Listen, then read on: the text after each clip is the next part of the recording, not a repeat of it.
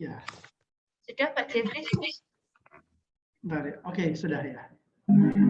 Baik teman-teman, perkenalkan saat ini kita bertemu dengan Pak Jeffrey. Ya. Bentar.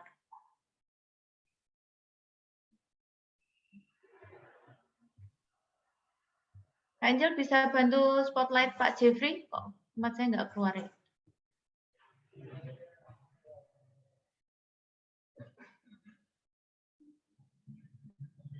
Oke, berdua dengan saya bisa?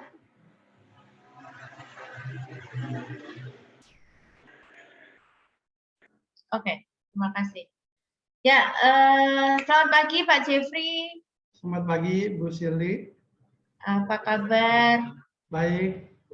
Bersyukur Ya. puji Tuhan. Tuhan. Terima kasih untuk kesediaannya untuk hadir bersama dengan kami, mahasiswa psikologi UKSW. Kita kelas psikologi klinis. Pagi ini teman-teman semua, kita bersyukur sekali kita bisa dipertemukan dengan Pak Jeffrey. Mari kita belajar banyak dari Pak Jeffrey. Ini suatu kesempatan yang langka begitu ya, dan semoga ini bisa menginspirasi kita semua. Nah, sebelumnya mari kita buka dulu dengan doa. Silakan Serenita boleh pimpin dalam doa. Baik, Bu Shirley, Kakak Astus, dan teman-teman semuanya, serta Pak Jeffrey. Sebelum kita mulai perkuliahan pada pagi hari ini, ada baiknya kita buka dalam doa. Mari kita berdoa. Terima kasih Tuhan Yesus atas berkat-Mu yang indah pada pagi hari ini. Engkau kumpulkan kembali kami dalam pertemuan Zoom pada pagi hari ini ya Tuhan. Kami akan memulai perkuliahan kami. Kiranya Tuhan Yesus berkati, lancarkan semua apa yang akan kami kerjakan pada hari ini Tuhan, dari awal, pertengahan, hingga akhir, supaya apa yang kami dapatkan hari ini, ilmu yang kami dapatkan hari ini dapat berguna bagi kehidupan kami selanjutnya Tuhan. Terima kasih, berkati perangkat yang kami pakai, Tuhan, sinyal-sinyal semuanya supaya dilancarkan sampai selesainya nanti. Terima kasih Tuhan Yesus, inilah doa kami, ampuni segala dosa dan salah kami. Kami sudah berdoa dan mengucap syukur, haleluya, amin. Baik, ya ini saatnya kita mengkolaborasikan apa yang sudah kita dapat di kelas dan dengan apa yang dialami oleh Pak Jeffrey. Baik, Pak Jeffrey, di sini ada 46 kawan-kawan mahasiswa dan kami sudah siap banget, ini sudah menanti-nanti waktu untuk ketemu dengan Pak Jeffrey. Silakan Pak Jeffrey boleh memperkenalkan diri dan boleh mulai sharing pengalamannya. Waktu dan layar kami serahkan kepada Pak Jeffrey. Terima kasih untuk Bu Shirley dan untuk semua ya, untuk diizinkan boleh membawakan di sesi ini. Saya namanya Jeffrey, sering dipanggil Jeffrey Lim.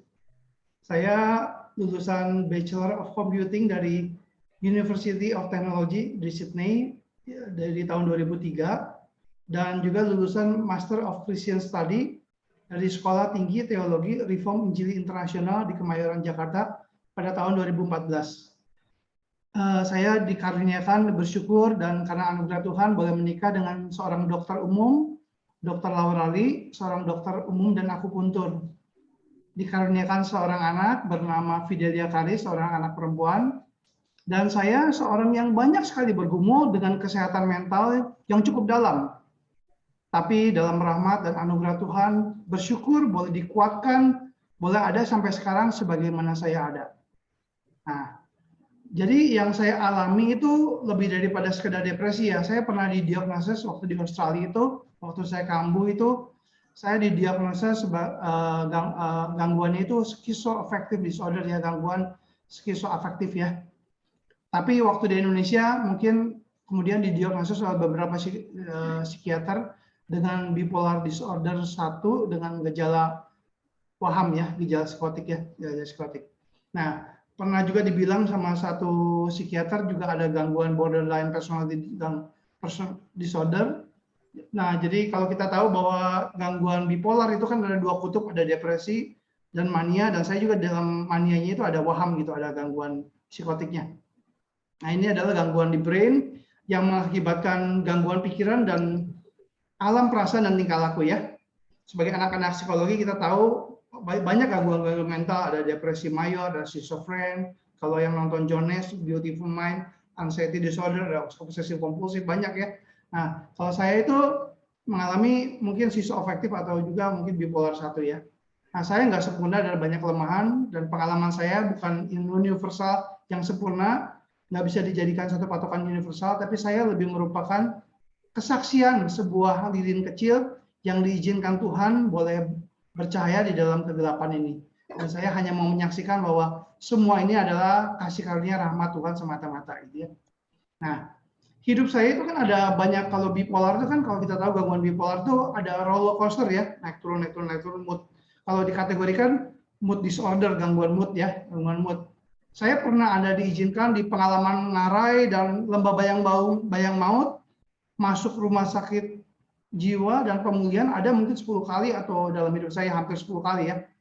Kambuh relapse berulang-ulang, pernah diputusi tunangan yang dulu sudah rencana mau menikah, uang pernah habis-habisan, mobil tabrakan habis, dan tapi ada juga pengalaman yang naik ke atas gitu. Saya pernah diizinkan mengalami banyak rahmat Tuhan, lulus S1 Bachelor of Computing di luar negeri di Sydney. Saya boleh diizinkan punya pasangan hidup dan menikah dengan dokter umum yang mengasihi saya. Dan dulu saya pernah ngobrol sama pendeta Yung Tik Yuk, dia bilang begini, Jeffrey, kamu nggak usah banyak minta mujizat terus. Kamu itu sudah dapat mujizat yang lebih dari semuanya gitu. Kamu mau sembuh, kamu udah dikasih pasangan hidup yaitu dokter, udah pribadi gitu ya. Itu lebih dari mujizat gitu ya. Nah, terus saya juga diizinkan boleh lulus S2 di sekolah teologi di STRI. Semua ini kasih karunia Tuhan semuanya gitu ya. Nah, juga di dalam kehidupan saya pernah diizinkan jadi IT manager selama 3 tahun di PT Bintan Nanyang Resource di Bintan, tempat saya berada sekarang.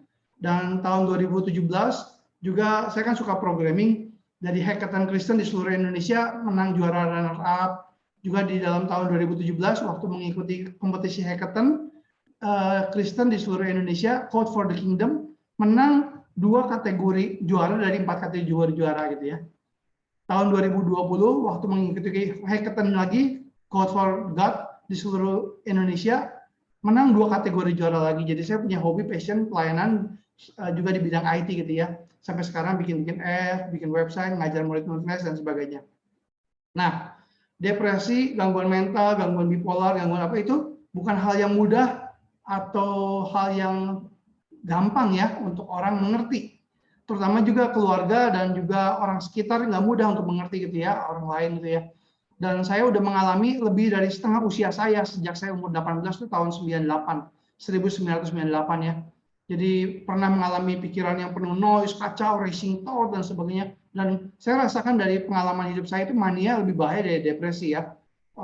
Jadi saya kalau kambuh mania itu udah hampir mencapai 10 kali lah masuk tempat pemulihan dan rumah sakit mental gitu ya. Dan paling parah itu tahun 2014.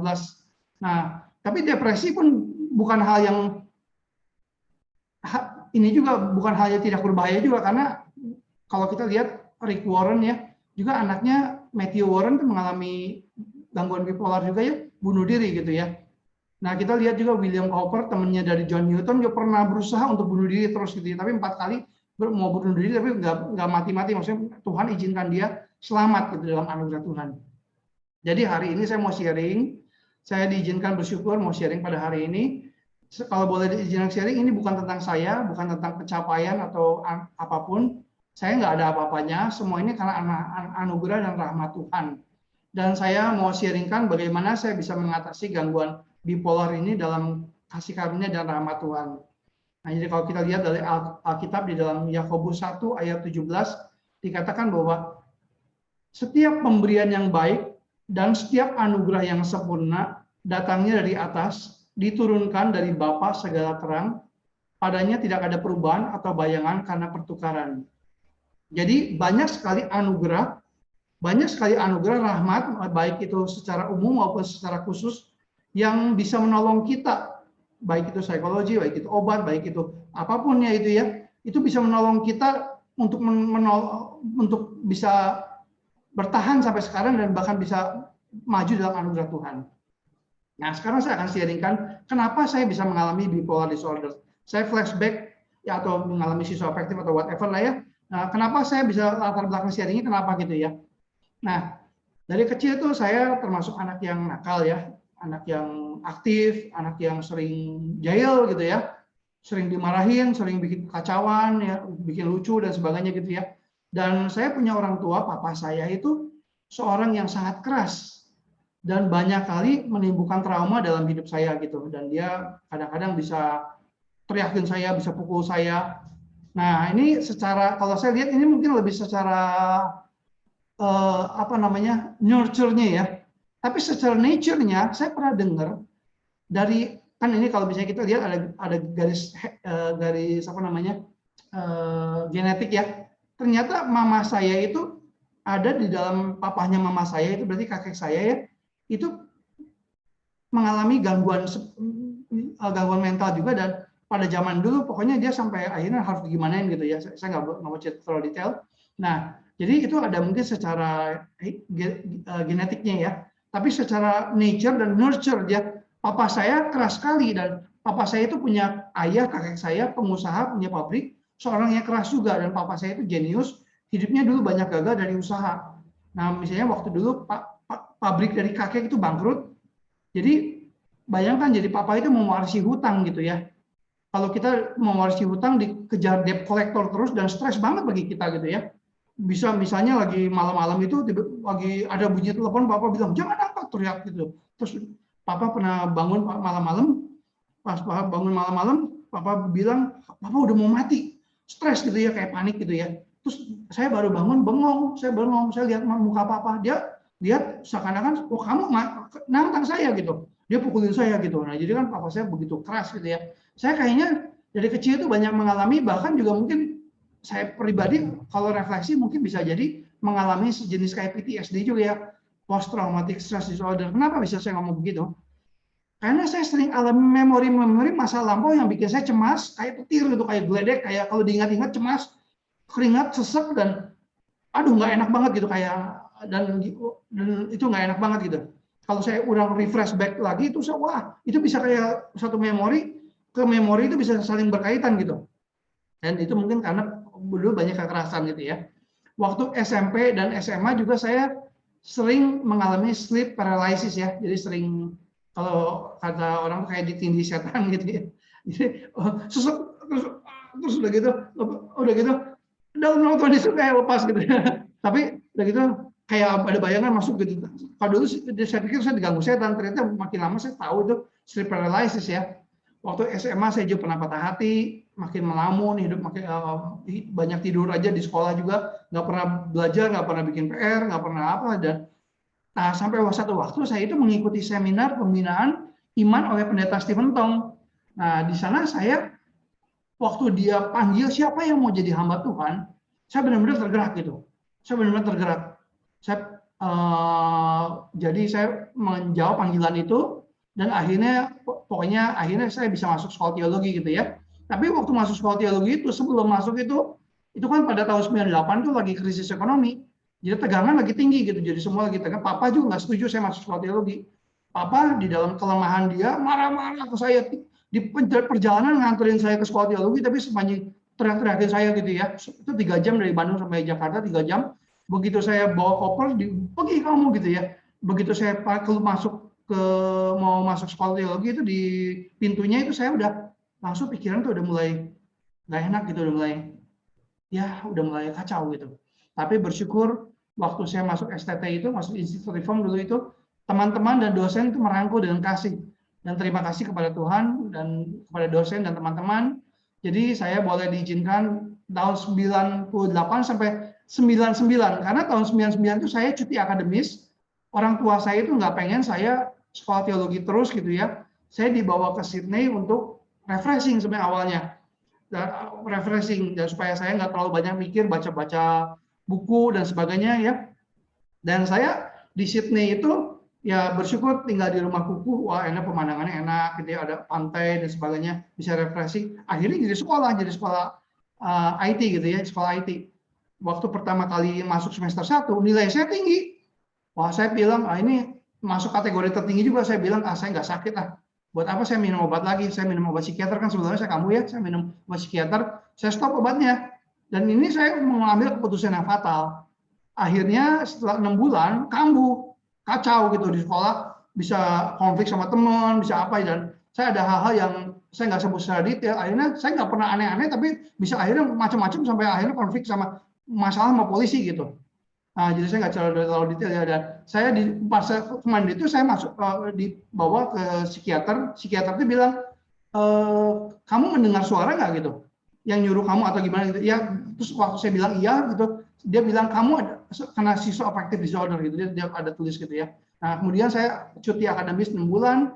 Dan karena rahmat Tuhan juga saya juga ditolong sama teman-teman di Sydney, komunitas Kristen yang baik, yang cinta Tuhan, semua baik-baik ya teman saya di gereja Renwick Presbyterian Church IPC. Nah, mereka itu nolong saya banyak gitu ya. Akhirnya juga karena rahmat Tuhan, saya boleh lulus S1 gitu di computer science, di ilmu komputer ya. Walaupun prosesnya nggak mudah, mama saya itu tadinya pengen banget saya dibawa pulang, udah aja dibawa pulang, tapi dia tega gitu, ya saya serahkan ya kepada Tuhan. Saya nggak tahu gimana jadinya, pokoknya yang penting Jeffrey itu bisa dalam anugerah Tuhan bisa lulus ya. Dan waktu lulus waktu di wisuda saya ingat, waktu saya di wisuda saya menatap ke atas, saya tahu saya ditolong Tuhan karena saya banyak hal tuh saya ditolong Tuhan itu. Nah, saya terus pulang dari Sydney. Saya pulang dari Sydney itu mama bilang, Jeffrey, kamu udah sekarang nggak ada beban sekolah. Udah nggak ada beban sekolah, kamu stopin obat aja. Karena udah ringan kehidupannya. Dan hati saya tetap mau masuk sekolah teologi ya, tapi pada saat itu saya hatinya, dulu saya pengen ke SAAT gitu, karena saya pengen ke SAAT, pengen seminari Asia Tenggara ya. Nah, kemudian saya di sana saya kerja di gereja sambil nunggu masuk ke saatnya gitu. Nah, kerja di gereja di IT gitu ya. Nah, saya udah stopin obat, akhirnya 6 bulan kemudian udah diterima di SAAT, udah masuk, dalam 1 bulan di SAAT udah kambuh lagi. Dan saya di sana ketemu sama Papa Gunadi. Papa Gunadi itu kan konselor ya, dia bilang begini, Jeffrey, kamu nggak bisa jadi hamba Tuhan dengan kondisi seperti ini, karena kamu punya gangguan seperti ini, dan orang seperti saya itu peka sama hal-hal yang perubahan-perubahan gitu, bisa agak paranoidnya, bisa terlalu sensitif. Nah, dan nanti tapi ujung-ujung waktu saya dipulangkan dari saat itu ya, saya istirahat di Bandung ya, kemudian ditolong oleh Pak Joseph Tong. Pak Joseph Tong juga suruh saya kerja di STTB ya. Kemudian saya bantu-bantu di sana dan dibimbing sama beliau. Dia kan seorang alis doktoral di psikologi juga ya. Nah, dia baik sama saya gitu ya. Dan kemudian Pendeta Stephen Tong dengar saya ada di Bandung, dia suruh saya ke sekolah terusin ke Jakarta gitu. Saya suruh terusin yang dulu itu. Kamu kenapa nggak kasih tahu ke saya gitu ya? Dia bilang gitu, kamu hari ini pindah masuk. Kamu mau tidur, mau apa gimana kamu, tapi kalau kamu baik, kamu boleh sekolah. Masa sih saya mau males-malesan, mau tidur dan sebagainya. Saya juga mau berjuang gitu. Jadi waktu saya diizinkan di Institut Reform, kemudian akhirnya saya sedikit-sedikit makin kuat gitu, makin kuat. Ujung-ujung nanti pokoknya akhirnya selama dari tahun 2003 sampai 2014 itu saya keluar masuk sekolah teologi. Karena nggak mudah gitu, nggak mudah perjalanannya, nggak mudah. Dan tahun 2014 itu episode saya yang terparah gitu. Episode terparah itu tahun 2014 ya. Saya bisa mengembara ke Solo dan Salatiga. Nah, saya di sana ketemu Pak David juga, suaminya Ibu Shirley ya. Dan Ibu Shirley saya ketemu di situ dan sebentar ya gitu ya. Kemudian saya episode pertama itu saya ke Solo dan Salatiga. Episode kedua saya mengembara itu jadi mengembara sendiri dari Bandung ke Yogyakarta, terus sampai mobil tabrakan di sana, terus bisa naik kereta sampai Surabaya sampai Bali gitu. Nanti pulangnya ke Bandung. Dan episode ketiga mengembara ke Lampung gitu. Akhirnya kemudian saya masuk ke Rumah Sakit Jiwa Dharma Wangsa di Jakarta. Dan kemudian setelah keluar dari Dharma Wangsa, kemudian saya meneruskan tesis teologi saya. Dan tanggal 2 November saya lulus S2 teologi gitu. Nah, jadi ini perjalanan yang nggak mudah gitu ya. Saya alami gejala bipolar itu ada beberapa fase ya.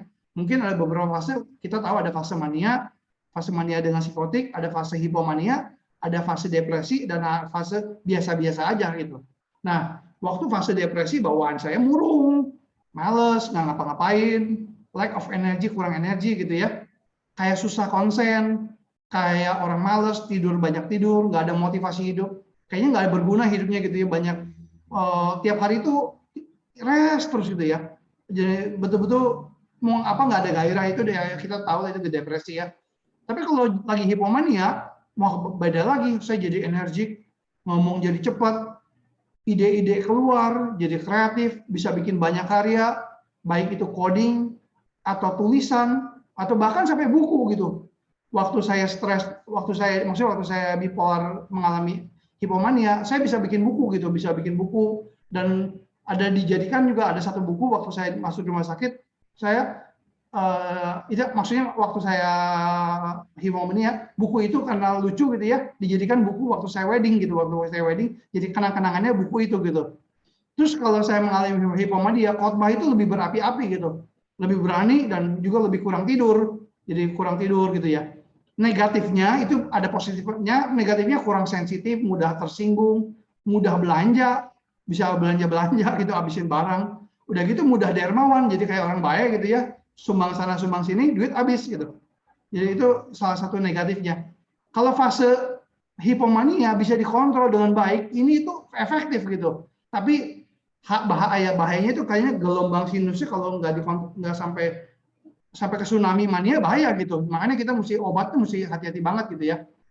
Nah, kalau udah fase mania, biasanya di dalam diri saya udah gabung sama gejala psikotik, fase ini parah gitu. Saya bisa jadi agresif, ngebut-ngebutan, pikiran bisa kayaknya kacau gitu, noise pecah, dan bisa marah-marah, susah konsen, ada pikiran campur aduk, ada waham, ada paranoid, ada waham kebesaran, dan sebagainya.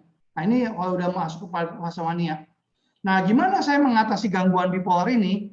Nah, pertama kita harus mengerti apa itu natur dari gangguan mental ya. Kalau kita belajar di psikologi, kita tahu bahwa itu adalah bio, psikososial, spiritual. Nah, jadi kalau masalahnya udah sampai klinis, berarti tentu harus minum obat gitu. Udah jelas saya harus minum obat. Kalau orang kayak saya stop obat, dari pengalaman, tiap kali stop obat, kurangin obat terlalu drastis ya. Maksudnya taperingnya itu nggak sekali jadi gitu. Taperingnya nggak pelan-pelan sekali jadi, itu pasti parah gitu, pasti jadi bisa relapse dan rebounds dan bisa lebih parah lagi gitu. Jadi kondisi kita kalau di MMPI itu bisa lebih buruk gitu. Nah, kemudian saya pun belajar waktu mengalami gangguan seperti ini, hati-hati sama pemahaman yang faith healer ya. Jadi orang-orang yang mungkin dari golongan Kristen yang kurang bijaksana gitu ya. Dia dianggap itu kerasukan setan, kurang iman atau dosa. Jadi saya disuruh stop obat dan pakai iman, percaya Yesus, dan namanya orang sakit saya dipakai gitar dan diusir setannya udah. Tapi kepala saya pasti nggak enak, perasaan masih kacau gitu ya. Karena setan udah pergi, tadi ada setan singa, ada setan harimau, saya dibaptis ulang, udah berapa kali dibaptis ulang. Itu skandal rohani ya, dibaptis ulang gitu berapa kali. Padahal baptis kan cukup satu kali ya, kita percaya kepada Yesus sudah cukup. Ini kamu harus dibaptis lagi gitu ya. Jadi Tuhan memang bisa memberikan mujizat, tapi juga Tuhan bisa memakai cara natural. Jadi kita minum obat itu nggak salah, dan itu Tuhan pun memakai, itu adalah wahyu anugerah umum rahmat Tuhan yang umumnya. Jadi kita bisa pakai obat gitu ya. Tapi cukup nggak obat, hanya cukup obat aja? Enggak. Karena kita perlu hidup dalam kasih, dalam rahmat Tuhan, hidup mengasihi, dikasih sesama. Kita perlu support system. Kita perlu menerima dan mengampuni diri kita sendiri. Dan ini susah ya. Menerima gimana saya itu memang begini gitu. Dan Tuhan sayang saya. Dan saya harus terima ini saya sebagaimana saya ada. Karena Tuhan mengasihi saya gitu. Nah, rahmat Tuhan itu, anugerah Tuhan itu tersebar. Seperti saya bilang tadi, setiap pemberian yang baik dan anugerah itu yang sempurna datangnya dari atas, dari Bapa segala terang. Jadi ada anugerah yang umum, ada anugerah yang khusus. Mau itu terapi gambar lah, mau terapi musik lah, nulis diary, mau kita nyanyi, mau istirahat, relaksasi, akupuntur, olahraga, semua ini rahmat Tuhan yang tersebar secara umum. Bukankah dari TK pun kita belajar gambar dari TK, musik dengar dari TK, kita belajar istirahat, olahraga, itu semua pelajaran biasa tersebar itu sebenarnya itu baik gitu, yang semua dari Tuhan gitu ya. Dan saya pun belajar gitu ya, saya pun punya pandangan mengenal diri itu yang kadang-kadang ekstrem ke ekstrim. Ini dipengaruhi tentunya oleh gangguan bipolar saya gitu ya. saya ngerti, saya dipanggil menjadi hamba Tuhan. Tapi saya tahu juga saya nggak cocok jadi pelayan di mimbar gitu, seperti Pak Paul Gunadi bilang, dan saya nggak cocok mengurus banyak orang gitu. Karena perubahan mood yang berubah-ubah. Kalau lagi fase hipomania, ada kalanya bisa tergerak KKR, khotbah, ke penjara gitu ya, ke penjara-penjara, dan pernah diizinkan kebaktian remaja di 5.000 orang sama Pak Tom dulu ya. Tapi udah gitu nggak lama kemudian, seperti halnya kalau udah naik roller coaster, udah di atas, turun ke bawah ke roller coaster, ke bawah. Kacau, depresi dah. Udah depresi nggak mudah. Kalau kita menyandar gelar saya udah dipanggil evangelis atau vikaris, itu berat kalau lagi fase begini gitu. Berat, kita nggak bisa kok udah fasenya di atas berapi-api, bawakin firman dan sebagainya, tiba-tiba kayak lari dari panggilan gitu, nggak mau khotbah dan lain-lain gitu. Nah, jadi saya juga waktu depresi itu kan saya juga ada talenta lain, yaitu pelayanan IT. Jadi saya suka melayani, dibikin aplikasi, bikin website, bikin software, bikin apps gitu ya. Jadi kalau lagi depresi saya lari ke pelayanan ini. Intinya gini ya, saya itu sering ekstrim gitu. Jadi panggilan saya sebenarnya apa sih? Apakah saya membawakan firman atau pelayanan IT? Nah, saya salahnya kenapa? Karena saya terjebak dalam pola pikir either or. Jadi hitam putih. Pola pikir hitam putih either or. Padahal hidup itu ada kelimpahan yang nggak cuma sekedar hitam putih, ada banyak dimensi gitu. Nah, saya belajar, saya dibantu dengan pemahaman dari ini ya, dialectical behavior therapy ya. Mungkin Ibu Shirley, mungkin Shirley bisa jelaskan lebih jelasnya kepada anak-anak ya. Teorinya saya nggak expert ya, tapi intinya gini, kita suka punya pola pikir hitam putih gitu ya. Kalau kita dialektikal kan, saya jadi ingat kalau filsafat Hegel ini kan mungkin ada tesis, ada antitesis gitu ya. Ada tesis, ada antitesis. Tapi gimana yang kelihatan kontradiksi ini, jangan lupa bisa disintesiskan jadi selaras. Jadi selaras gitu ya. Jadi ini saya nggak ngomong secara detail, pokoknya jadinya kalau saya bilang, saya ngerti sekarang saya kalau gimana sebenarnya pelayanan saya itu, siapa saya itu sebenarnya, saya itu cocok di mana gitu talenta saya. Apakah saya tetap melayani khotbah atau saya tetap di IT doang. Akhirnya saya tahu ini saya sesuaikan dengan ritme gelombang bipolar saya. Kalau saya harus peka sama pimpinan Tuhan. Kayak pengkhotbah bilang di pengkhotbah 3 dibilangin, untuk segala sesuatu ada masanya. Untuk apapun di bawah langit ada masanya, ada waktu untuk lahir, ada waktu untuk meninggal, ada waktu untuk menanam, ada waktu untuk mencabut yang ditanam, ada waktu untuk membunuh, ada waktu untuk menyembuhkan, ada waktu untuk merombak, ada waktu untuk membangun, ada waktu untuk menangis, ada waktu untuk tertawa, ada waktu untuk meratap, ada waktu untuk menari, ada waktu untuk membuang batu, ada waktu untuk mengumpulkan batu, ada waktu untuk memeluk, ada waktu untuk menahan diri dari memeluk dan sebagainya. Jadi ada waktunya semua gitu ya. Jadi di dalam hidup ini kita seringkali terpecah, either or, dikotomis gitu ya, mana yang lebih bagus, banyak bekerja atau banyak meditasi, menjadi pola seperti Marta terus kerja atau seperti Maria terus berdoa terus gitu, via kontemplativa terus atau via aktiva terus gitu, jalan aktiva atau kontemplatif, semua itu ada waktunya. Nah, saya nggak terlalu detail jelasin di sini ya. Ada hal yang saya pelajari juga, saya belajar tentang mindfulness gitu ya, mindfulness. Nah ini, nah jadi mindfulness itu pentingnya saya mengimani ya, menjalani gitu ya dalam mindfulness. Waktu kita, apa itu mindfulness? Mungkin ya teman-teman ya dari anak psikologi pasti belajar lah ya, lebih tahu ya. Nah sebenarnya itu dari pemahaman saya itu, mindfulness itu kita menyadari sepenuhnya pengalaman kita, experience kita pada saat ini, present moment, dengan tidak menghakiminya.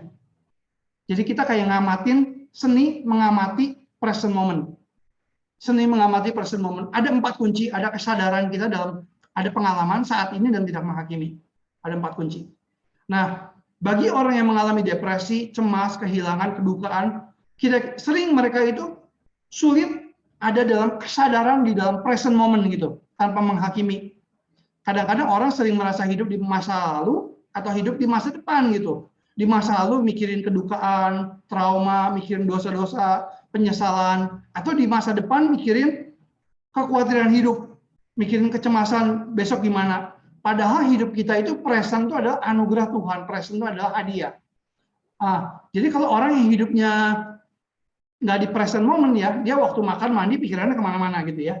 Waktu baca pikirannya kemana-mana, nggak konsen. Waktu ke gereja, waktu kemana pikirannya nggak kemana-mana gitu ya. Nggak hadir gitu. Nah padahal penting kita itu present moment gitu ya.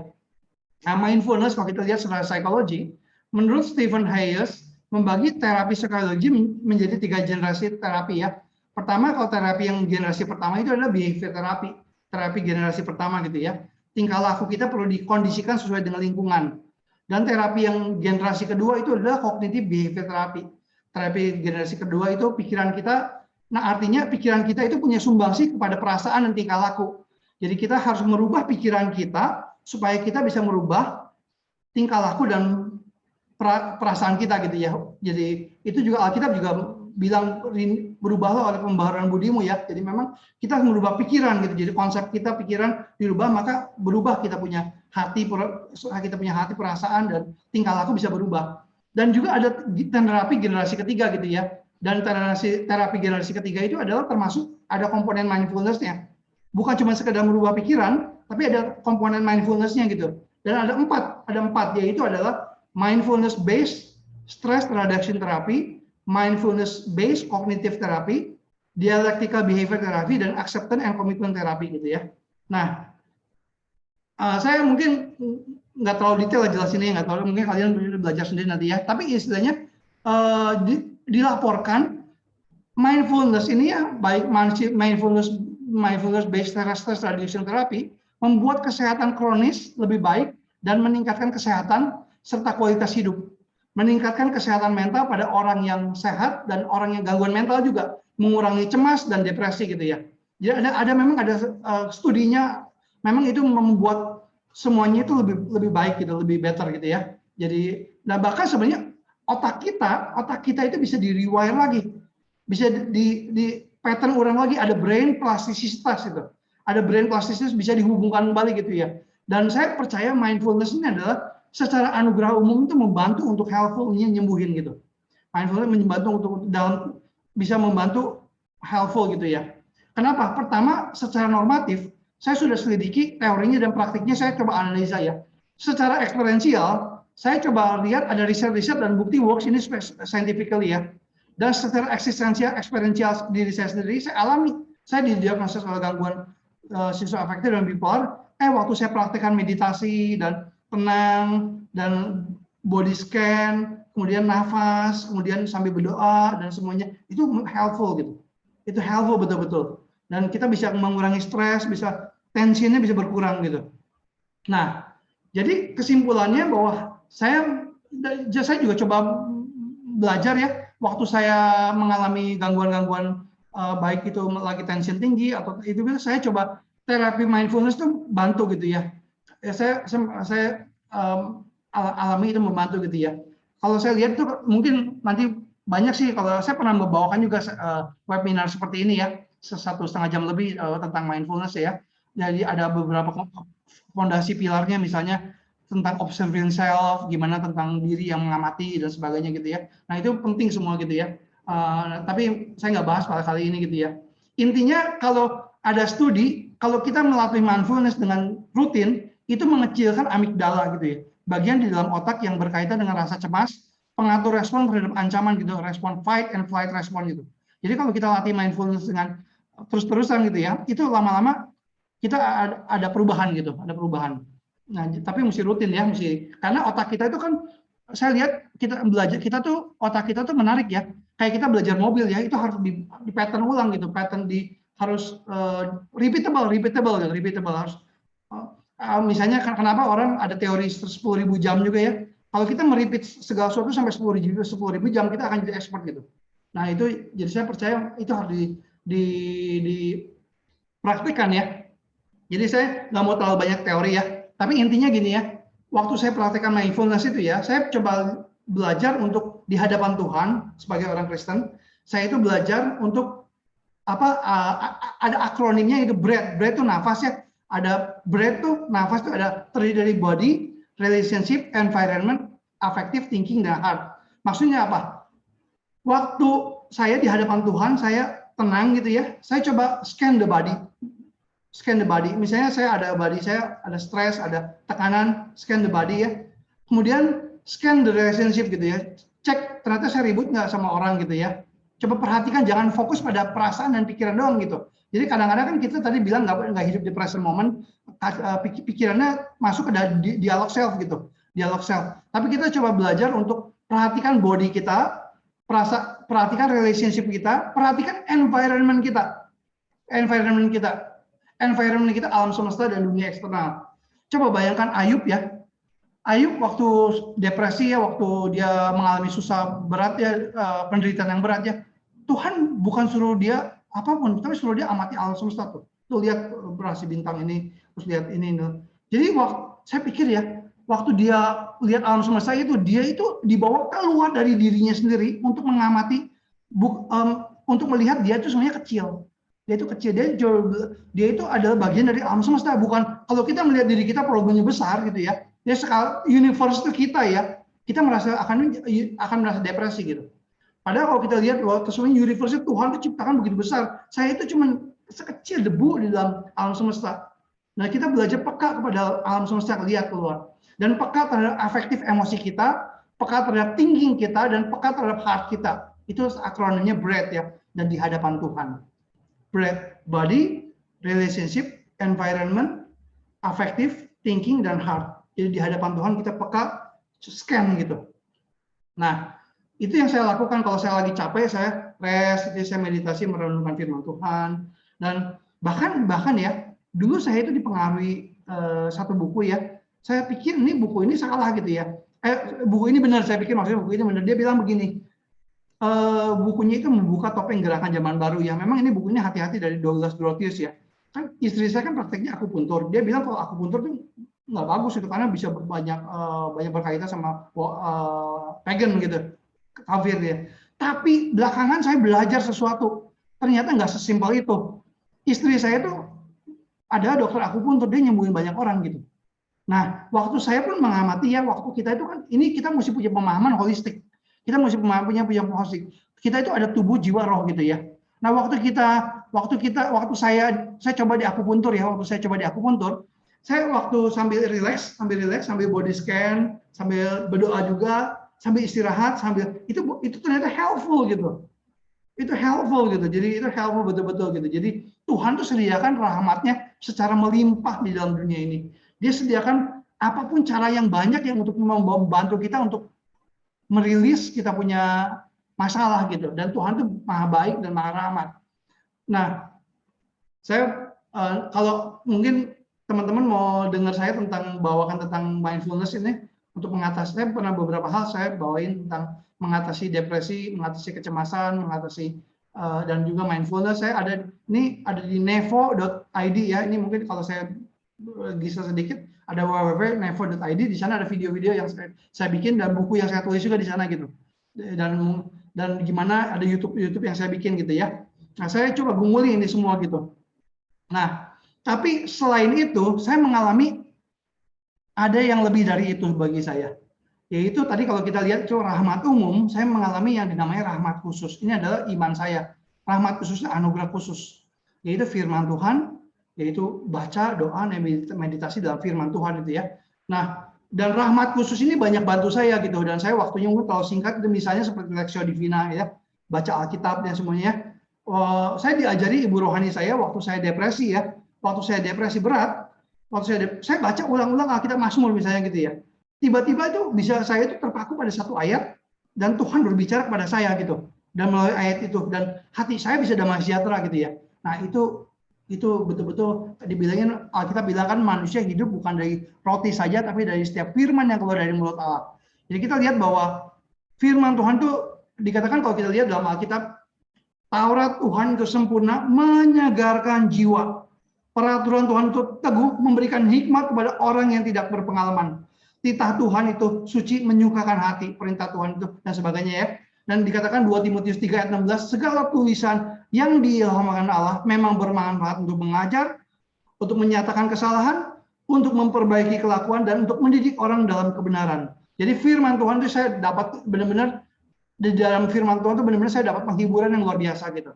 Nah, kalau saya lihat bahwa message ini yang saya rahmat umum diberikan sama Tuhan untuk semua orang.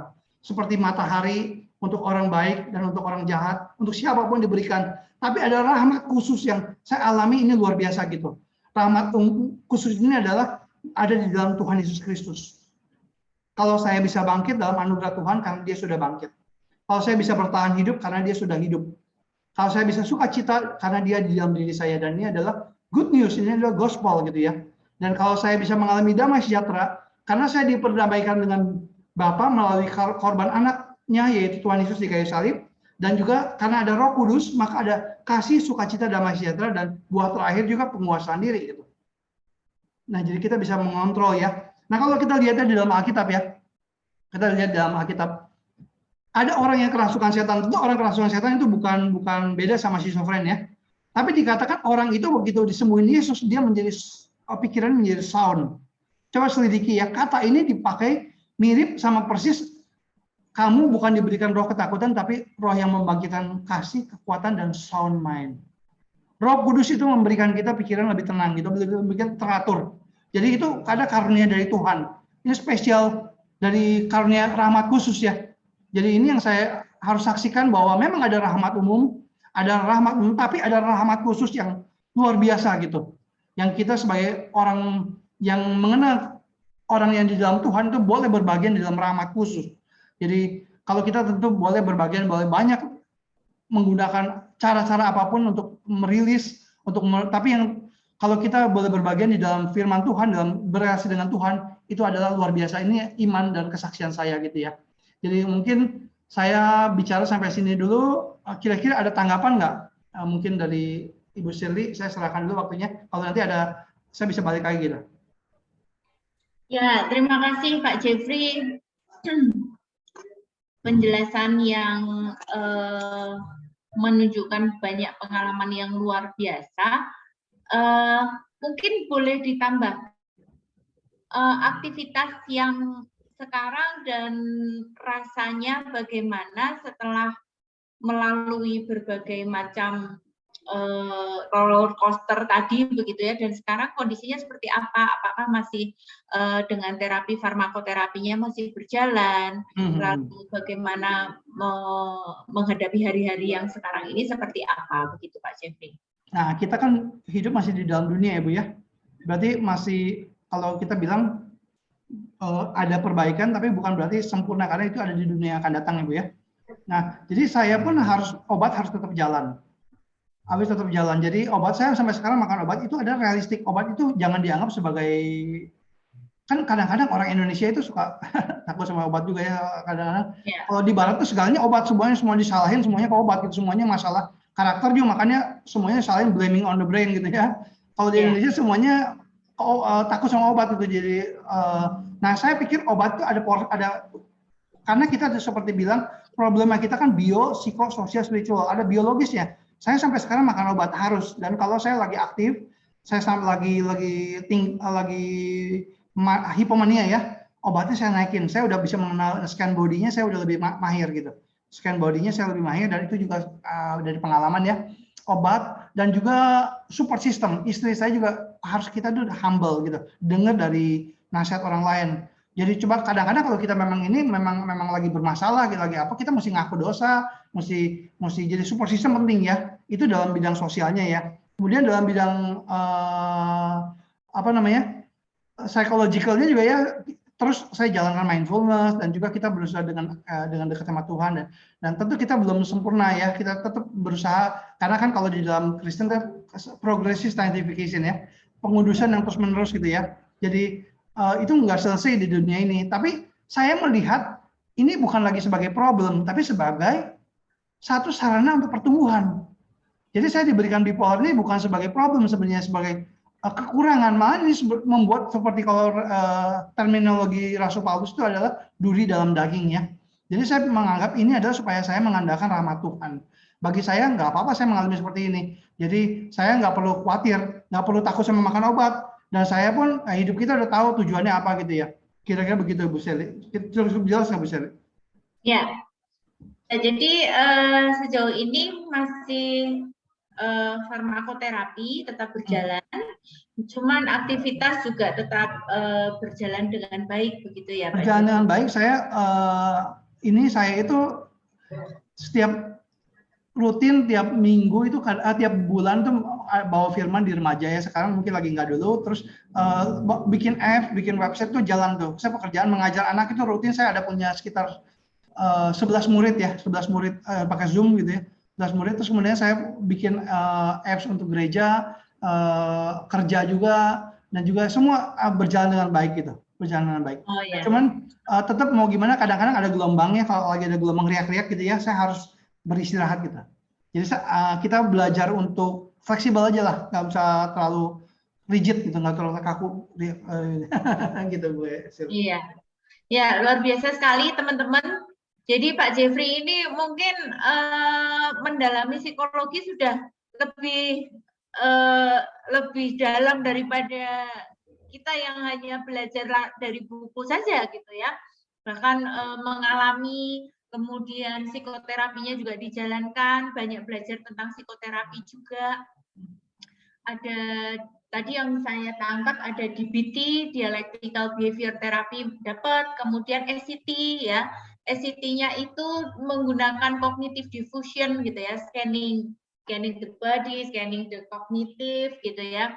Jadi bahkan scanning sampai ke relationship, sampai ke lingkungan gitu ya.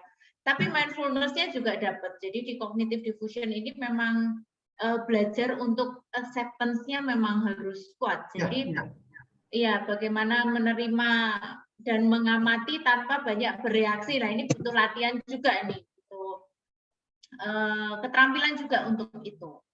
Nah, silakan teman-teman yang mau memberikan tanggapannya ke Pak Jeffrey, silakan itu dalam bentuk apapun, bisa dengan open mic, bisa dengan melalui chatting.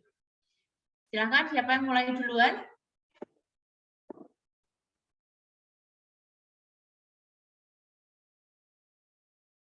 Boleh open mic?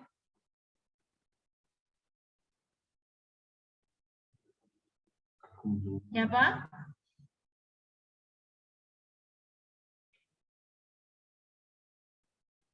Grace kayaknya nih, Grace Sheila kayaknya. Mau pencet open mic, enggak, pencet enggak gitu. Ayo Grace, nggak usah malu Grace. Baik Bu, terima kasih untuk kesempatannya. Terima kasih sekali juga untuk Pak Jeffrey untuk sharingnya yang luar biasa.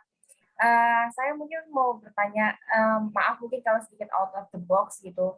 Kan Bapak punya anak. Bagaimana cara Bapak menyampaikan kalau Bapak mengalami gangguan bipolar tersebut? Terus bagaimana saat Bapak mengalami episode hipomania atau lain-lainnya seperti itu, bagaimana Bapak anggapannya menyampaikan kepada anaknya? Memberitahu, memberi pengertiannya kepada anak itu seperti apa? Apakah Bapak memberitahunya dari dulu atau bagaimana gitu, Pak? Terima kasih. Thank you ya, thank you. Ini pertanyaan yang bagus ya. Jadi kita kan hidup tuh reality ya, reality. Jadi kita tuh ya yang keluarga itu tahu diri kita lebih dalam ya, siapa diri kita ya lebih dalam ya. Jadi makan anak itu dari kecil sebenarnya bukan anak yang nggak ada tanpa pengertian, dia tuh bisa mengamati sebenarnya. Apalagi kalau saya dulu misalnya kan waktu dulu saya pernah relapse, pernah kambuh, pernah apa gitu ya. Dan bersyukurnya juga saya didampingi oleh seorang istri gitu ya. Istri saya juga dokter, jadi dia mungkin bisa kasih pemahaman ke anak saya dan sebagainya gitu ya. Kalau saya sih cuman terminologinya saya cuma bilang papa lagi sakit gitu. Jadi supaya tadi kecil sih anak saya tahu sebenarnya saya tuh ada keunikan gitu. Saya nggak bilang secara jelas detailnya, tapi juga saya pernah bilang begini ya. Saya kan punya murid, misalnya saya punya murid programming itu autis ya. Saya juga pernah dibilangnya sama dosen saya ada mirip sama anak dia yang autis itu. Tapi waktu saya bukan autis, saya itu gangguan ya. Tapi saya cuman kait-kaitkan gitu supaya anak kecil tuh lebih oh itu murid itu pintar tuh, terus saya cuma kait-kaitan supaya saya nggak pokoknya saya nggak sampai detail sampai jelaskan, tapi kadang-kadang ya juga waktu kacau gitu ya istri saya harus jelaskan harus kepada anak saya juga detail ya, saya detailnya banget, saya juga detail belum tahu banget sih anak saya mikir apa gitu ya. Yang jelas mungkin satu saat sih dia harus berdeal itu sama Tuhan juga gitu, deal sama Tuhan juga, dan untuk kedewasaan dia di hadapan Tuhan juga gitu ya. Karena ini realita hidup yang udah nggak ada yang sempurna ya semua juga ya. Gitu mungkin hanya jawaban saya ya, gitu aja. Baik Pak, terima kasih sekali untuk jawabannya. Terima kasih.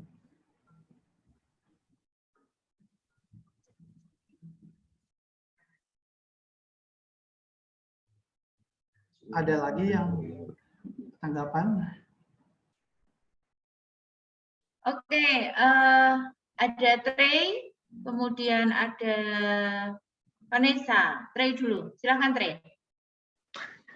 Pertama terima kasih Pak untuk kesaksian dan ceritanya yang luar biasa memotivasi dan mudah dimengerti. Nah, yang ingin saya tanyakan tadi kan dari cerita Pak Jeffrey sempat Pak Jeffrey bilang Bapak tuh sering mengalami kambuh kembali kalau lepas obat.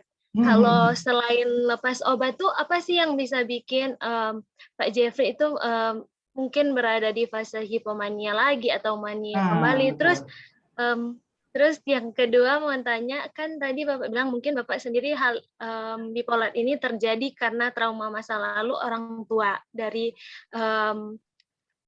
dari Pak Jeffrey, Bapak yaitu Bapak dari Pak Jeffrey mungkin keras. Kalau sekarang kalau ditanya tentang orang tua, apakah Pak Jeffrey masih mungkin kembali mengingat masa lalu itu atau seperti apa?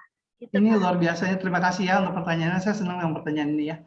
Jadi gini ya, tadi bicara soal ini ya, saya jawab satu dulu ya. Tentang apa yang men-trigger kita bisa sampai hipomania. Pertama itu kalau kita lagi eksesif kerja juga ya. Kemudian kalau kita itu lagi dosa itu bisa bikin hipomania, bisa kesombongan gitu ya, lagi senang sama lagi hipomania kan pinter lah, jadi lebih efektif gitu ya. Kita jadi terstimulasi dalam itu ya. Dosa sombong itu bisa bikin kita hipomania gitu. Makanya kita mesti ngerem gitu ya. Jadi banyak hal hipomania itu bisa diakibatkan juga kurang tidur. Jadi juga kita terlalu minum makanan pun kita harus jaga, jangan minum kopi dan sebagainya gitu ya, stimulan dan sebagainya. Jadi banyak hal yang mesti belajar mengenal diri, mengenal kesehatan, mengenal sebagainya gitu ya. Jadi bukan cuma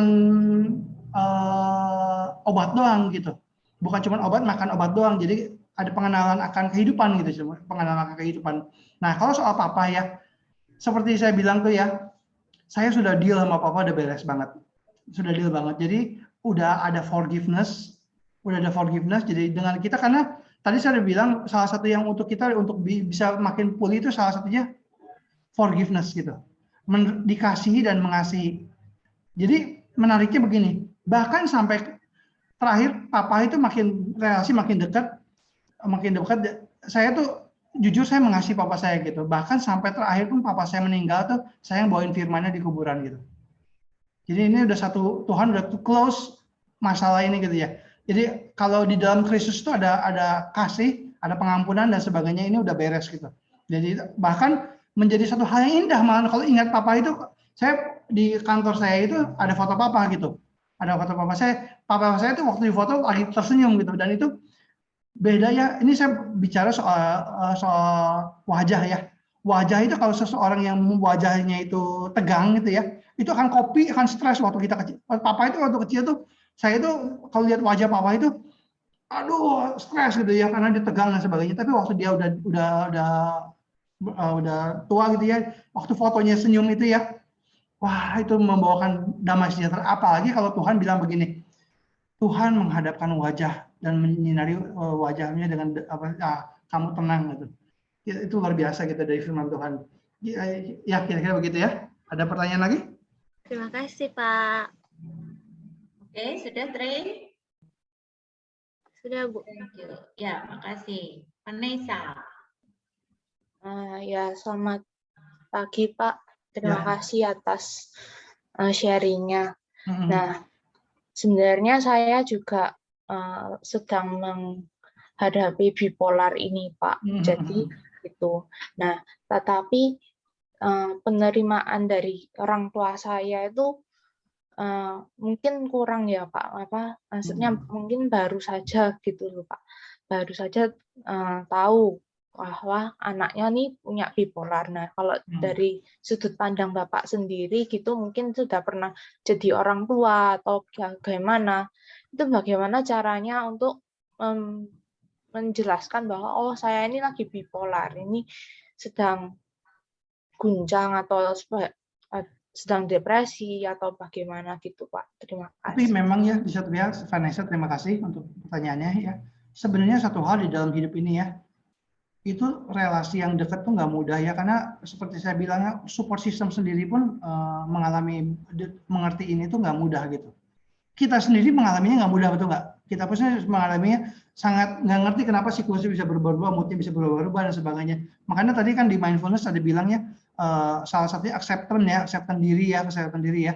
Nah itu kita itu mesti bisa belajar menerima diri dan beranugerah kepada diri, berahmat kepada diri. Karena kenapa ya? Menariknya gini ya, kan orang bilang kita itu bisa mengasihi orang lain tuh kalau kita itu bisa mengasihi diri kita sendiri dulu gitu. Kita bisa damai sama diri kita sendiri gitu ya. Itu juga nah, kalau soal orang tua ya, saya kan orang tua ya. Saya sekarang bandingkan dengan istri ya. Istri saya kan bisa ngerti saya karena dia dokter umum ya. Tapi dalam case-case tertentu pun dia nggak ngerti gitu. Karena namanya orang, saya tiba-tiba mau pelayanan, mau apa gitu, lagi ngebut-ngebut dan sebagainya. Namanya kan lagi mau meninggalkan segala sesuatu, mau ikut Yesus dan sebagainya, ekstrim gitu ya. Kan bisa begitu kan kalau orang bipolar kayak istri saya pun bisa kesal luar biasa sama saya gitu. Tapi kalau saya satu hal yang kita ya, yang mengerti kita benar-benar Tuhan loh, benar-benar. Yang paling mengerti kita. Jadi Vanessa itu harus banyak bergaul sama Tuhan ya. Dan kita itu tetap mau gimana juga support system tetap perlu ya. Support system di dalam body of Christ, dalam gereja, di dalam persahabatan. Tapi jangan gantungkan cuma pada satu gitu. Jangan sama parent aja gitu ya. Sama parent aja. Kita belajar kita tuh punya network of support system gitu. Bahkan support system terbesarnya itu Tuhan gitu, ultimate-nya gitu. Network of support system. Jadi kita nggak patah gitu. Waktu satu jaring patah itu kita masih ada jaring yang lain gitu. Kira-kira begitu, nangkep nggak, Vanessa? Ya, terima kasih. Terima kasih, Pak. Ya, terima kasih. Ya, semangat ya. Tuhan berkati ya. Ya. Sudah, Vanessa? Terima kasih. Oke, ada lagi teman-teman yang ingin menanggapi. Ayo, mumpung kita bisa belajar bersama-sama dengan Pak Jeffrey. Kalau sebelumnya saya tambahin sedikit dulu ya supaya ya. Ini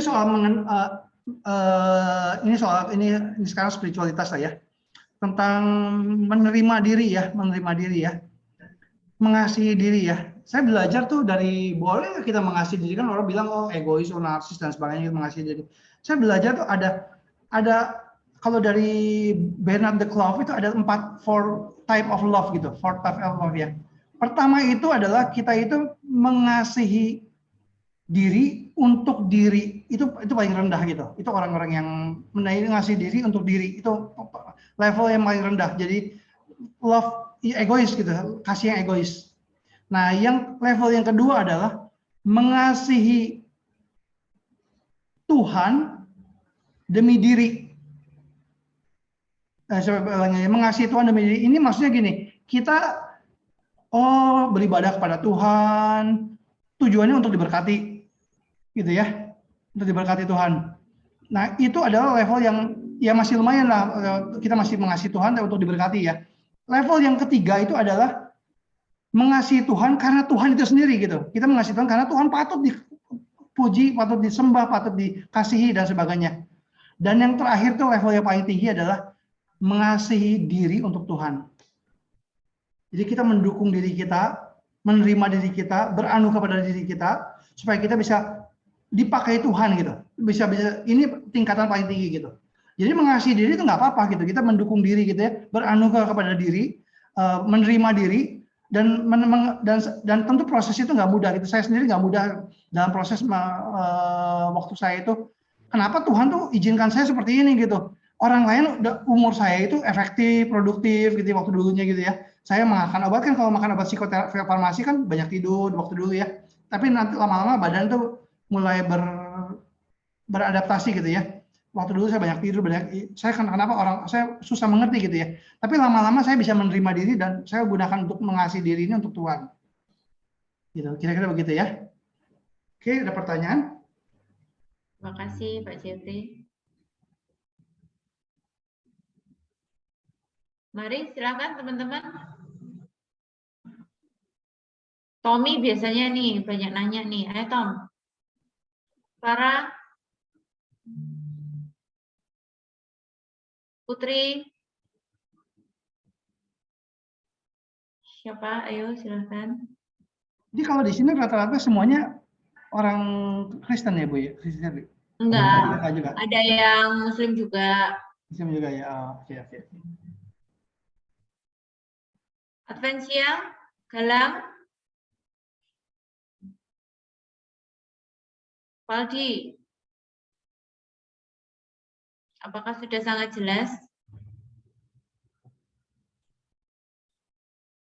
Kalau sudah, saya ingin ingin dapat feedbacknya.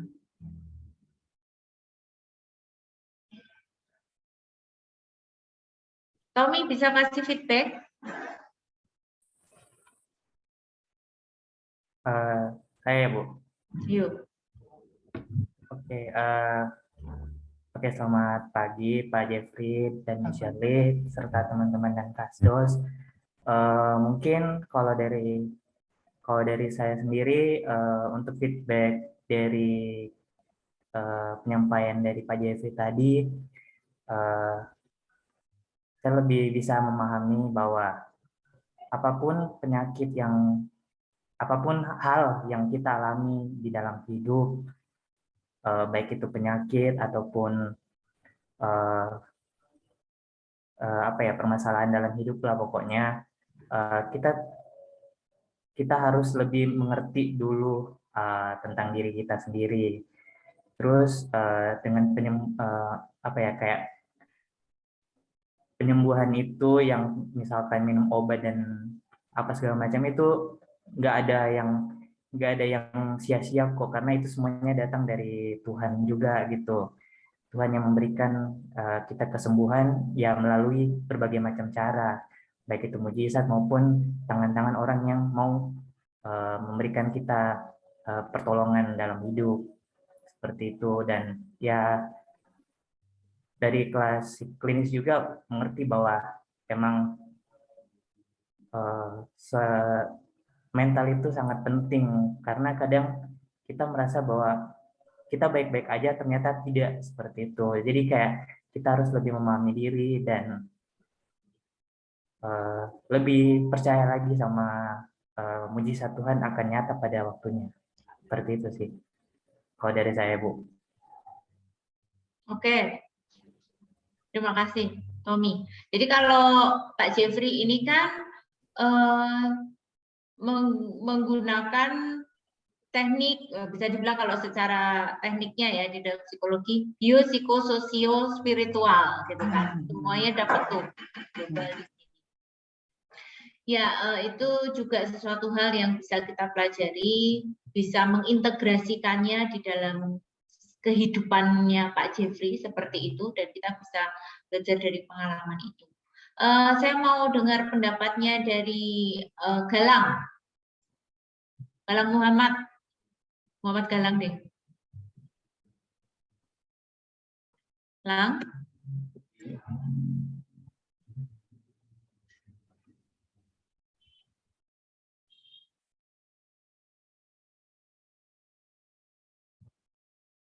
Galang.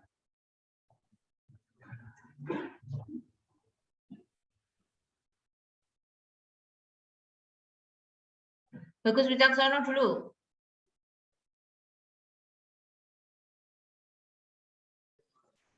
Halo. Ya. Ya, kalau dari saya apapun segala penyakit apapun tuh Tuhan adalah kuncinya gitu, kesembuhannya. Ya biarpun dibantu dengan obat, tapi emang Tuhan segala kuncinya dari kesembuhan kita. Itu sih, Bu. Oke, kalau kamu melihatnya secara klinis gimana? Yang saya ketahui kalau bipolar sendiri itu gangguan suasana hati, Bu. Tingkat tertingginya itu maniak. Dan kalau untuk pengobatannya atau cara mengatasinya tuh saya kurang mendalami, cuman saya tahu intinya aja kalau bipolar itu masalah suasana hati, di mana suasana hatinya sering berubah-ubah gitu. Dan misalnya pada tingkat maniak itu dia kayak bersemangat gitu, Gitu. Oke. Ya, terima kasih, bagus. Galang sudah ada?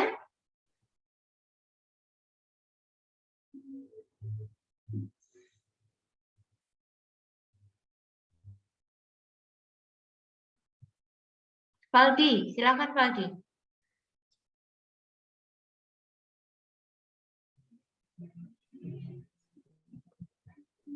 Baik Bu. Pertama ini mohon maaf Bu, soalnya dalam penjelasan tadi yang dipaparkan saya hanya sampai setengah penjelasan saja, soalnya jaringan di kos saya kurang stabil Bu, dan saya juga sempat terkeluar. Jadi mungkin saya tidak bisa memberikan feedback yang penuh dari penjelasan yang diberikan.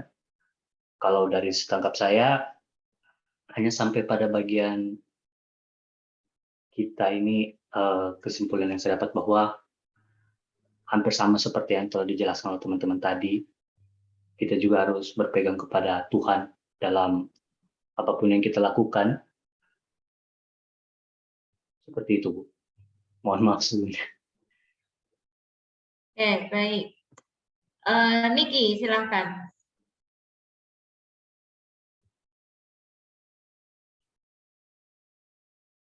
Niki, silakan.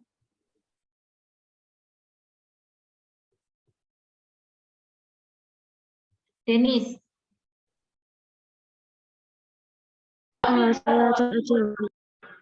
Denis, silakan.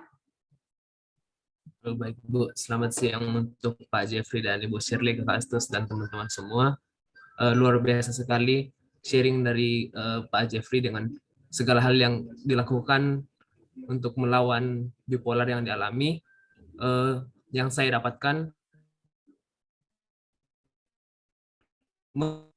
mengalami bipolar itu tentu saja bukan hal yang mudah, begitu banyak hal, dan tentu saja nggak boleh lepas dari obat, terus dan tentu juga harus terus berjalan bersama Tuhan, karena semua hal dalam proses itu pasti Tuhan yang akan bersama dengan untuk melawan sebutkan juga. Kita harus mengatur pikir bisa dengan terapi mindfulness yang dilakukan oleh Pak Jeffrey. Itu juga bisa merupakan salah satu cara yang bisa kita lakukan untuk membantu menenangkan diri ataupun melawan gejala-gejala yang dialami saat bipolar itu, Kambo. Seperti itu.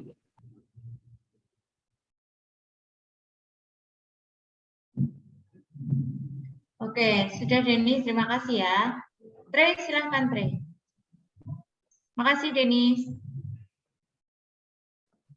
Maaf Bu ya, saya nanya lagi. Tadi saya keinget Bapak kan tadi bilang kalau dilihat secara genetik saudara dari ibu Bapak atau mama dari Bapak Jeffrey itu juga mengalami gangguan mental.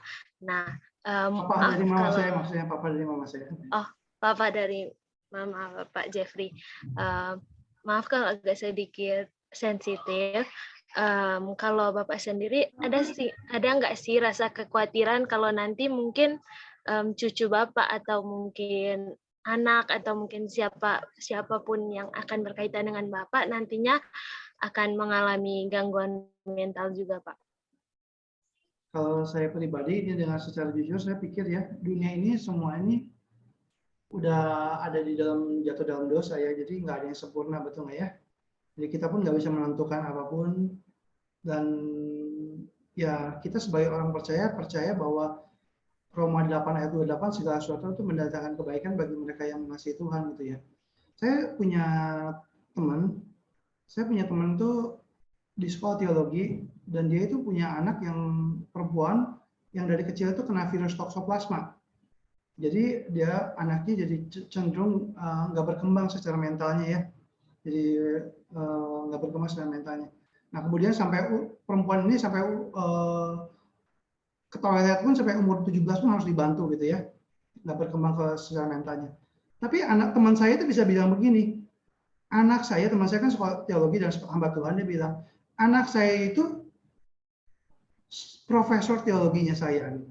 Saya banyak belajar dari anak saya karena saya jadi belajar tentang kesabaran, cinta kasih dan sebagainya gitu ya. Ibaratnya kita nggak tahu karena bagi dunia itu semua yang bad to bad gitu ya. Di dalam Tuhan tuh kita nggak ngerti bahwa all things works together for good. Kita masih nggak ngerti, banyak misteri ya, banyak misteri. Jadi kita nggak bisa simpulkan saat ini, tapi kita jangan takut karena hidup ini semua di tangan Tuhan gitu. Mungkin begitu aja jawaban saya. Terima kasih, Pak.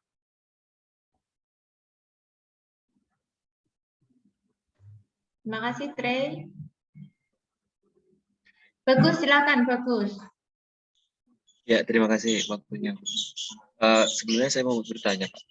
Kan bipolar ada terapinya, Pak. Juga ada obatnya juga ya, Pak. Nah, kalau misalnya bipolar ini dialami oleh ibu hamil, itu membahayakan janinnya nggak ya, Pak? Membahayakan apa? Nggak kedengaran? Janinnya nggak? Membahayakan janin yang ada di dalam kandungan. Untuk itu mungkin mesti tanya ke psikiater kali ya, mesti lebih tepat ya.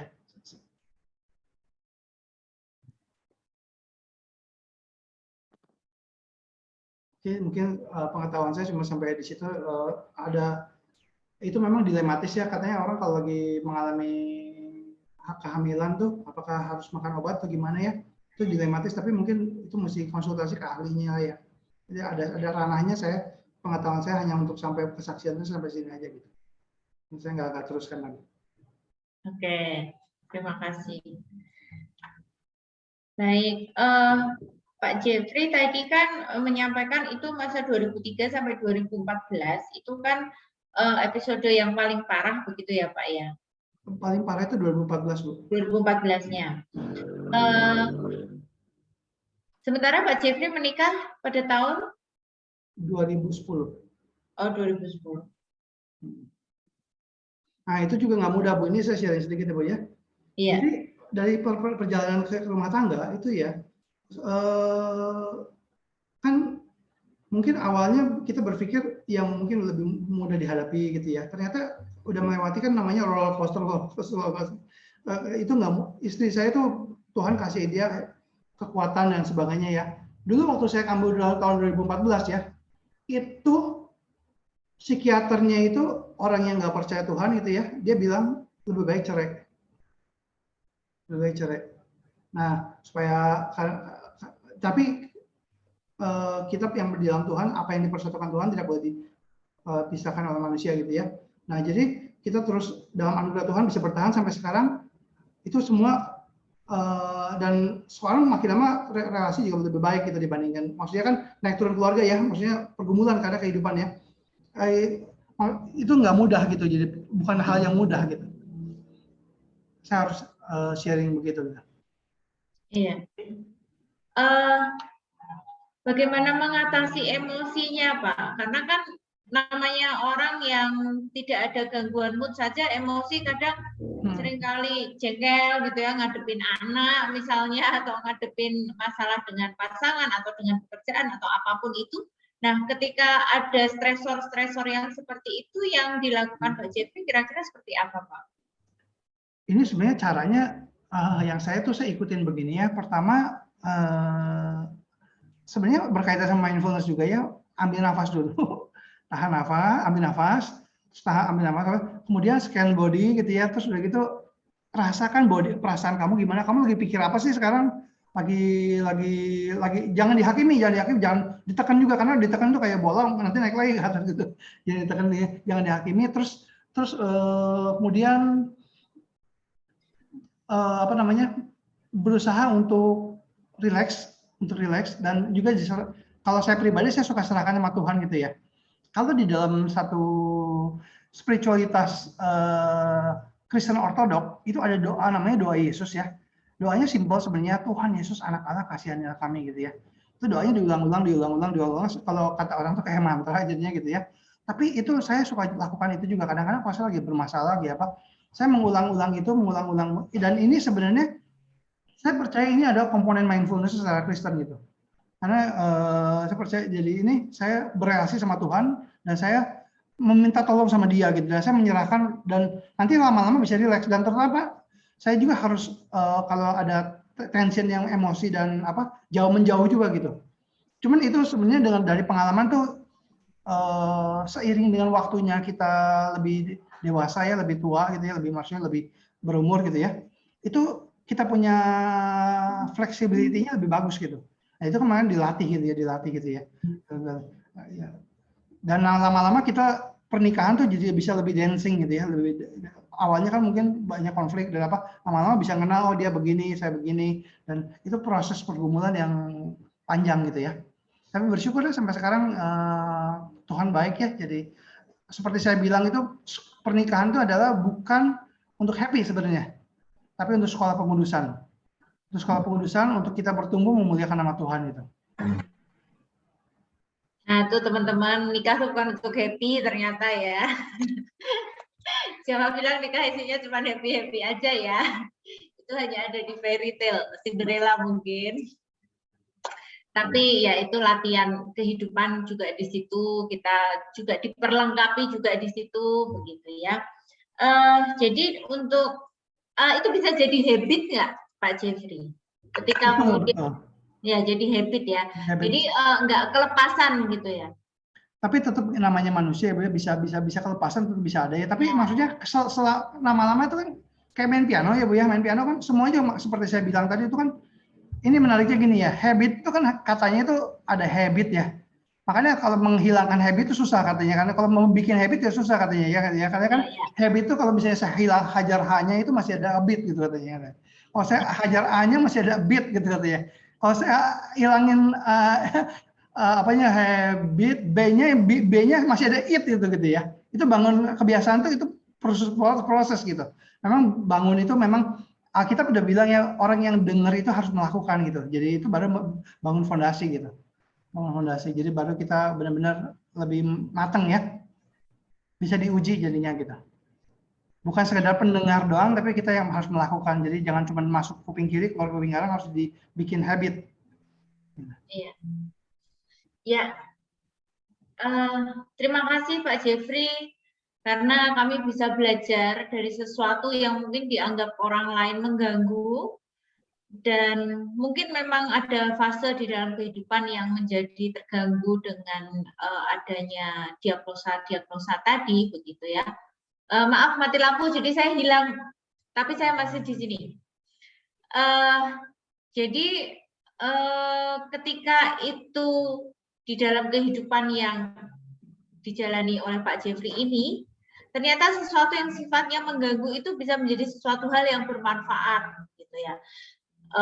Bisa bikin buku pada masa manianya, begitu, atau hipomanianya, atau bahkan bisa menghasilkan sesuatu, begitu ya, yang bisa bermanfaat buat orang lain.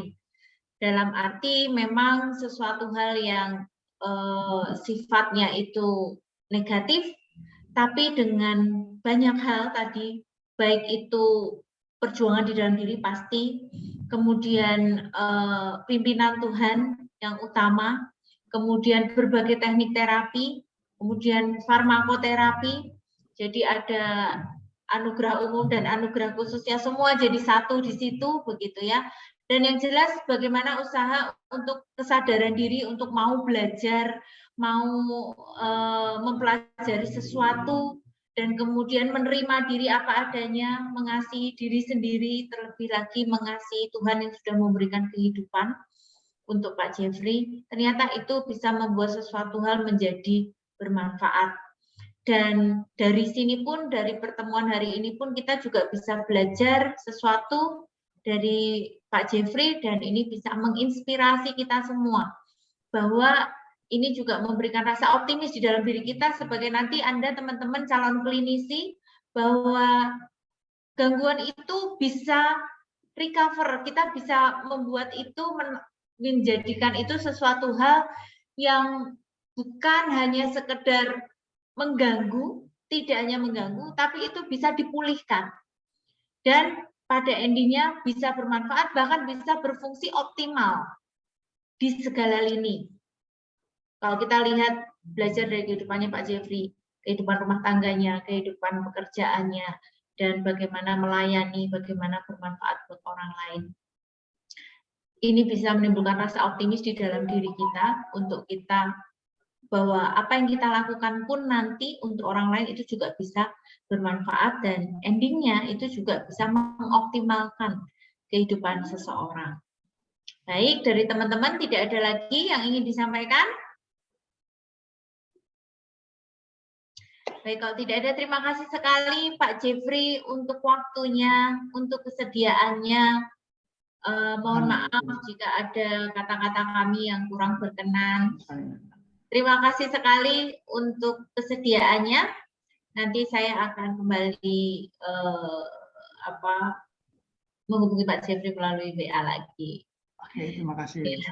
Terima kasih sekali Pak Jeffrey untuk waktunya. Sampai ketemu lagi. Tuhan memberkati. Saya pamitan dulu berarti ya. Ya, terima kasih. Doa dulu. Ya, terima kasih Pak Jeffrey. Saya mewakili teman-teman di sini. Oke, terima kasih. Saya pamit ya. Oke, terima kasih.